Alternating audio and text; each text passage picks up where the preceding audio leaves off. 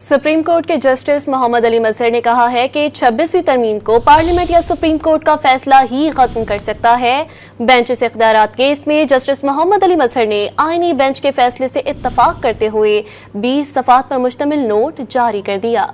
Note में justice Mohammad Ali मजहर ने लिखा कि कवानीन के आईनी होने या ना होने का जायजा सिर्फ आईनी बेंच ले सकता है। किसी रेगुलर बेंच के पास आईनी तशरीह का इख्तियार नहीं। आईनी बेंच ने दुरुस्त तौर पर 2 रुकनी बेंच के हुक्मनामे वापस लिए।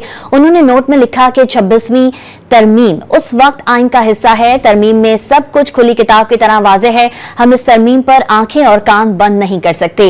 ये दुरुस्त है कि तरमीम चैलेंज हो चुकी और फरीकैन को नोटिस भी जारी हो चुके कि इस फुल कोर्ट में भेजने की दरख्वास्त का मेरिट पर फैसला होगा। सुप्रीम कोर्ट के जस्टिस मोहम्मद अली मजहर ने कहा है कि 26वीं तरमीम को पार्लियामेंट या सुप्रीम कोर्ट का फैसला ही खत्म कर सकता है।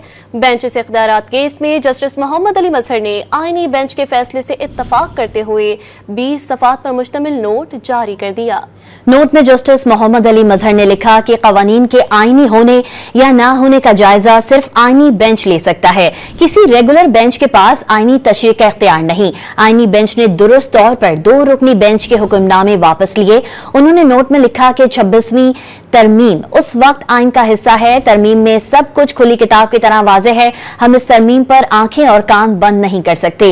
ये दुरुस्त है कि तरमीम चैलेंज हो चुकी और फरीकैन को नोटिस भी जारी हो चुके कि इस फुल कोर्ट में भेजने की दरख्वास्त का मेरिट पर फैसला होगा।